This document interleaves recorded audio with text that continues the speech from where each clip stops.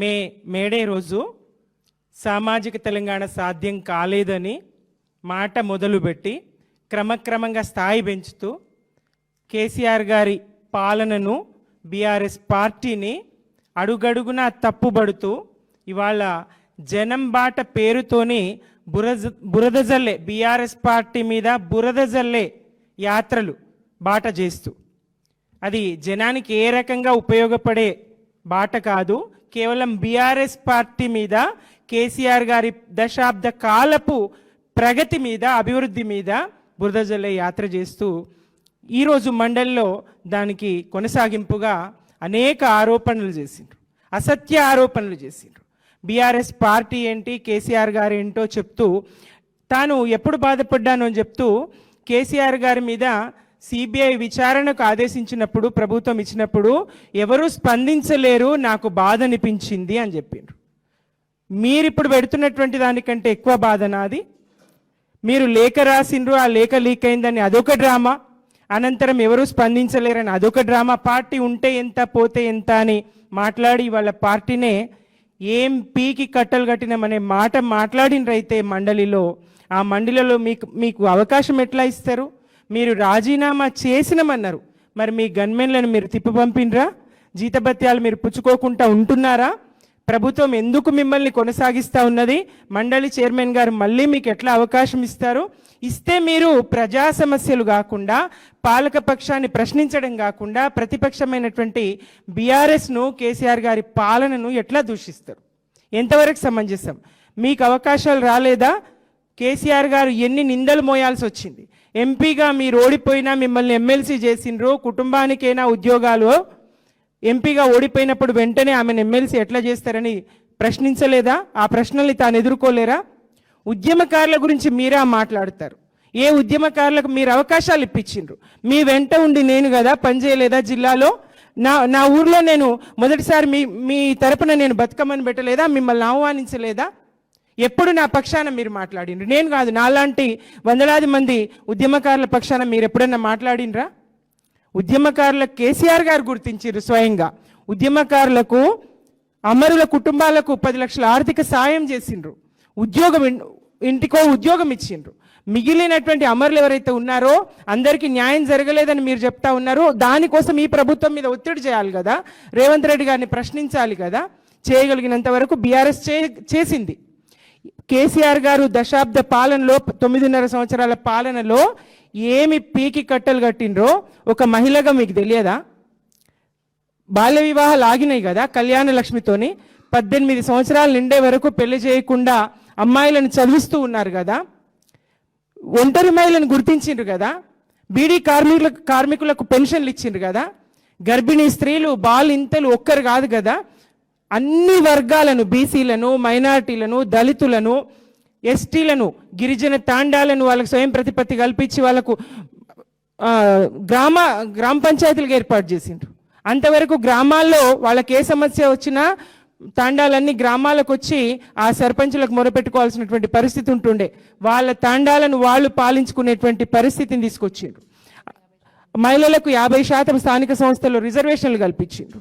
కేసీఆర్ గారి పాలన ఒక సువర్ణ అధ్యాయం కదా, సువర్ణాక్షరాలతో చరిత్రలో లిఖించదగ్గ పాలన కదా.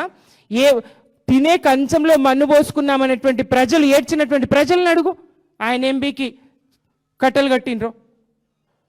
పంట దేశంలోనే అత్యున్నతంగా వరి పండించే రాష్ట్రంగా ఎదిగింది కదా, రైతన్నలను అడుగు, ఆయన ఎంపీకి కట్టలు కట్టిండ్రో. ఎన్ని ధాన్యపు రాసుల్ని ఆయన సృష్టించిండ్రో, ఎంత సస్యశ్యామలంగా తెలంగాణను తీర్చిదిద్దిండ్రో.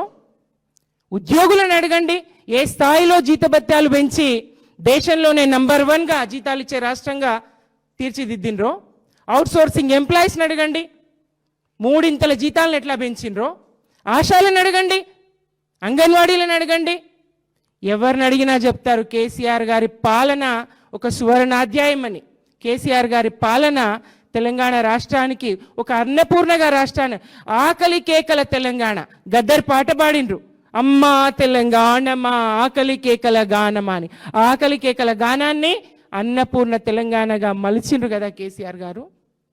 ఏ స్థాయిలో జీడిపిని పెంచిండ్రో తెలియదా? ఎంత అభివృద్ధిని సాధించిండ్రో తెలియదా? చెరువుల పూడిక ఎట్లా తీసిండ్రో తెలియదా మీకు? మిషన్ కాకతీయతో చెరువుల పూడిక తీయడమే కాకుండా ఆడబిడ్డల దుఃఖం మీకు తెలియదా? కిలోమీటర్ల చొప్పున నీళ్లు మోయడానికి బిందెలు ఎత్తుకొని భుజాలు కాయలు కాసేవి. ఇంటింటికి మంచి నీళ్ళు ఇచ్చి ఆడబిడ్డల కష్టాన్ని వాపింది మీకు కనిపించదా? మెరుగైన వైద్య సదుపాయాలతో ప్రభుత్వ ఆసుపత్రులనే ప్రసూతి సౌకర్యాలు కనిపించి డాక్టర్లకు పారితోషికాలు ఇచ్చి సాధారణ ప్రసవాలు చేయించి మరి వాళ్లకు కేసీఆర్ కిట్ ఇచ్చి న్యూట్రిషన్ కిట్ ఇచ్చి మాతా శిశు మరణాలను తగ్గించింది మీకు కనిపించదా? అది ఆడబిడ్డలకు జరిగిన మేలు కాదా? దళిత బంధు ఇచ్చింది మీకు కనిపించదా? అది దళితులకు జరిగిన మేలు కాదా? బీసీ బంధు ఇచ్చింది మీకు కనిపించదా? మైనార్టీలను కాపాడింది మీకు కనిపించదా? ముల్లాలకు గుడి పూజారులకు వేతనాలు ఇచ్చింది మీకు కనిపించదా? ఏ వర్గానికి మేలు చేయలేదో కేసీఆర్ గారు చెప్పండి. ఏ వర్గానికి? ఏం బీకి కట్టలు కట్టామని కాదు, ఏ వర్గమో ఒక్కటి చెప్పండి మీరు. కేసీఆర్ గారి చూపు వారిని మనిషి ఎవరున్నారు? కేసీఆర్ గారు కడుపులో పెట్టుకొని సాధని వర్గం ఏది ఉన్నదో చూపించగలరా? యావత్తు తెలంగాణ ఆయన ఎంత విశాల దృష్టి ఆయనది. మీ మచ్చబడింది అంటే మీ కారణంగా పడింది. మచ్చబడింది అంటే ఎంపీగా ఓడిపోగానే ఎమ్మెల్సీగా ఎట్లా అవకాశం ఇచ్చారు కూతురికి? నాలాంటి వారు, నేను అదే ఎమ్మెల్సీ కావాలని కేసీఆర్ గారిని నేను కూడా అడిగిన. నాలాంటి వాళ్ళను కాదని మీకు ఎట్లా అవకాశం ఇచ్చారని అందరూ అన్నారు. అప్పుడు ఎట్లా తీసుకున్నారు? మరి మీరు ఎంపీగా అందరినీ ఎమ్మెల్యేలుగా మీరు గెలిపించామంటారు నిజామాబాద్ జిల్లాలో, ఆ ఎమ్మెల్యేలే నన్ను ఓడించారంటారు. ఇది ఎక్కడ విడ్డూరం? అందరినీ గెలిపించగలిగిన మీరెట్లా ఓడిపోతారు? స్వయంగా అందరినీ గెలిపించగలిగిన సత్తా ఉన్న మీరు, ఎమ్మెల్యేలు అందరినీ గెలిపించుకున్న మీరు ఎట్లా ఓడిపోతారో ఆ ఎమ్మెల్యేలు, మీ చేత గెలిపింపబడ్డ ఎమ్మెల్యేలు మిమ్మల్ని ఎట్లా ఓడిస్తారు? ఎందుకు నిందలు వేస్తారు? మీ వెనుక ఎవరున్నారు? తెలంగాణ సమాజానికి తెలియదా? పదే పదే మీరు రిపీట్ చేస్తూ ఎంతకాలం కేసీఆర్ గారిని ఎంతకాలం ఆడిపోసుకుంటారు? కదిలిపోతా ఉంది, మాకు రక్తం మరుగుతూ ఉన్నది. ఆయన వెనుక నడిచిన వాళ్ళం. ఏమీ లేదు, అవమానాలు భరించినాం. భాషకు యాసకు విపరీతమైనటువంటి అవమానాలు భరించిన వాళ్ళం. ఇదే ఆంధ్ర సరస్వతి పరిషత్తులో నేను గట్ల కాదు అన్న మాటకు అక్కడ గొల్లున నవ్వింది తరగతి అంతా. ఎస్, నా భాష ఇది, నేను ఇట్లా మాట్లాడతా, గిట్లనే మాట్లాడతా, మీకు అర్థమైతే నాతో మాట్లాడండి, లేదంటే లేదు అని 96లో నేను కళ్ళకు నీళ్ళు తీసుకున్నా. అట్లా అవమానం జరిగింది భాషకు. ఎవరు వచ్చినప్పుడు? ఒక్కడు కదా కేసీఆర్ బయలుదేరిండ్రు. మూగవోయినట్టి ముక్కోటి గొంతులు ముక్త కంఠమాయ ముక్తి గోరి నింగినంటునట్లు నినదింపజేసింది కేవలము నీవే కేసీఆరు అని గర్వంగా వాడుకున్నాం. మేమంతా మూగపోయినాం, మేము మాట్లాడలేకపోయినాం, మా శక్తి చాలదు. నువ్వు పదవుల్ని గడ్డిపోసల్లాగా వదులుకొని వచ్చినావు, మా పక్షాన వచ్చినావు, నువ్వు మా దేవుడు అనుకున్నాం, వెనుక నడిచినాం. నీ వెనుక నడిచిన కోట్లాది మందిలో మేము ఒక్కరం. ఉద్యమకారులు ఎంతమంది? ఇవాళ నా వెంట పేదలు వచ్చిండ్రు, నా వెనుక కార్పొరేటర్లు రాలేరు, నా వెనుక కాంట్రాక్టర్లు రాలేరని మీరు చెప్తారు, మీరు ఏడుస్తారు. మాకు కూడా దుఃఖం వస్తుందమ్మా.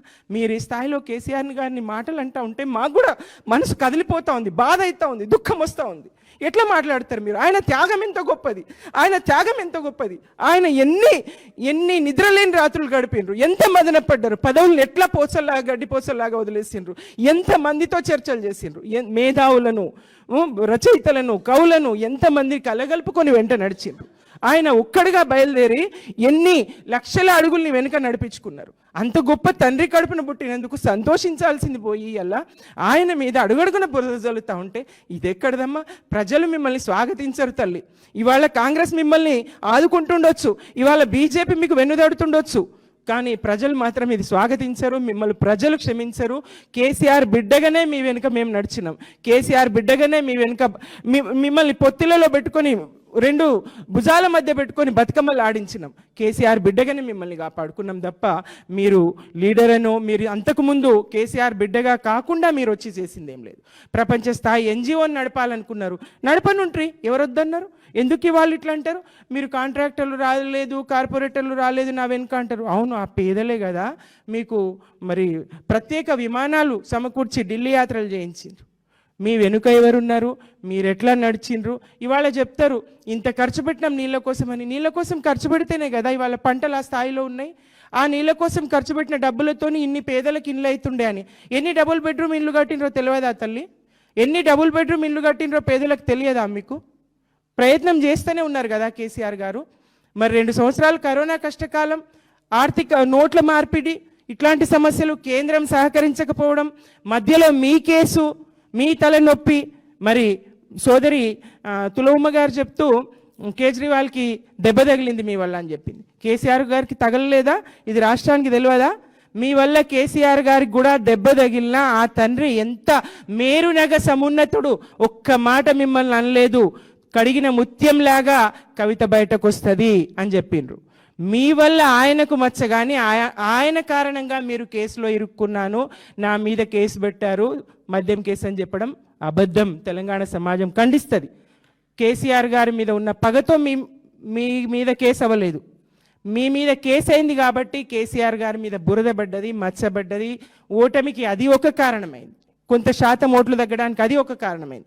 ఇవన్నీ మీరు గుర్తుపెట్టుకోవాలి. కేసీఆర్ గారిని అనే ముందు ఒకటి మధ్యలో తాను గుర్తించిండ్రు, కేసీఆర్ గారిని అంటే తెలంగాణ సమాజం ఒప్పుకోదని తెలిసిన తర్వాత కేసీఆర్ గారు దేవుడు, చుట్టూ దయ్యాలు ఉన్నాయని మళ్ళీ మెల్లమెల్లగా మార్చేసి కేసీఆర్ గారినే అనే స్థాయికి తాను వచ్చేసిండ్రు.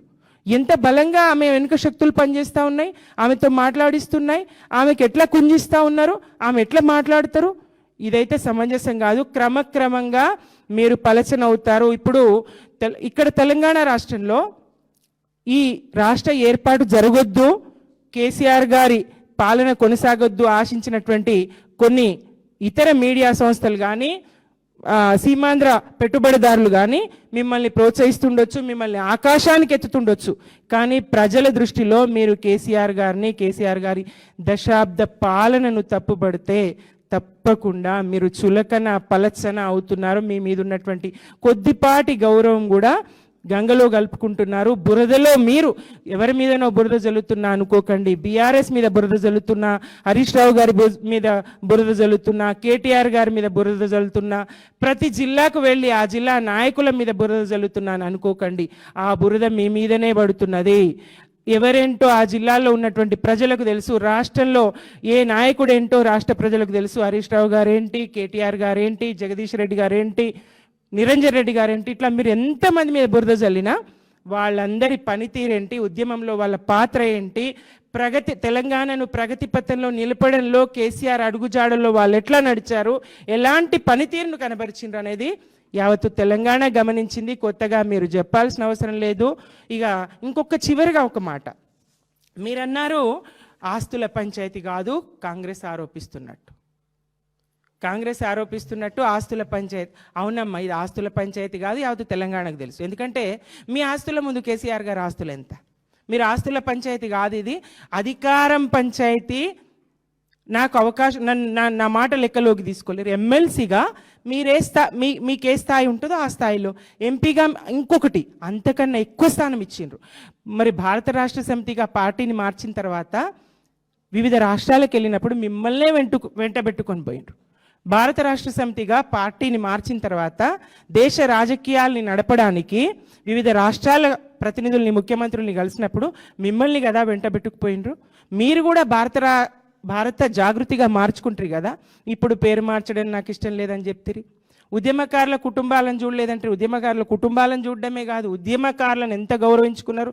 నగరం నాడి బొడ్డున నిర్మాణం చేసి ఉద్యమ స్మారక స్తూపం, అలాగే ప్రతి జిల్లా హెడ్ క్వార్టర్లో కూడా ఉద్యమ స్తూపాలు ఏర్పాటు చేసుకోవడం, జూన్ 2న ఉద్యమకారులందరినీ తలుచుకోవడం చేస్తూనే ఉన్నాం కదా.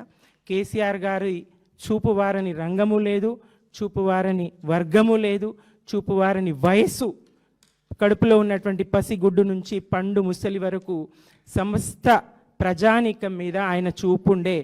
ఆయన చల్లని చూపుతో 9.5 సంవత్సరాల తెలంగాణ ఒక కొత్త రాష్ట్రం, పసికూన, కేంద్రం సహకారం లేదు, కరోనా కష్టకాలము, నోట్ల రద్దు, ఇట్లాంటివన్నిటిని ఎదుర్కొని సాగునీళ్ళు, తాగునీళ్ళు, విద్య, వైద్యం, ఎంత విప్లవాత్మకమైనటువంటి మార్పులు, కొత్త గ్రామ పంచాయతీలు, కొత్త జిల్లాలు, జిల్లా కార్యాలయాలు, మండల కార్యాలయాలు ఏర్పాటు, భవనాల నిర్మాణం, రోడ్లు, వంతెనలు, ఒక్కటి కాదు చెప్తూ పోతే మీడియాకు సమయం జాలనంత అభివృద్ధి నాడు.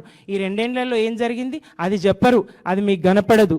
ఎంతసేపు కేసీఆర్ గారి మీద బురద జల్లాలంటే మేము ఊరుకోం తల్లి. కేసీఆర్ గారి అడుగుజాడలో నడిచి ఉద్యమంలో పాల్గొన్న వాళ్ళం, రాష్ట్ర సాధనలో ఉన్నటువంటి వాళ్ళం. ఆయన పాలనా ఫలాల్ని యావత్తు తెలంగాణ అనుభవించింది. అదంతా చూసిన వాళ్ళం. తప్పకుండా మీకు ఎవరు మాట్లాడారు నాకని అనుకోకండి. తప్పకుండా తెలంగాణ వాదులు, బీఆర్ఎస్ మహిళలే కాదు, తెలంగాణ వాదులు, తెలంగాణ మహిళలు తప్పకుండా ఖండిస్తారు. ఇది మాత్రం నిజం. జై తెలంగాణ.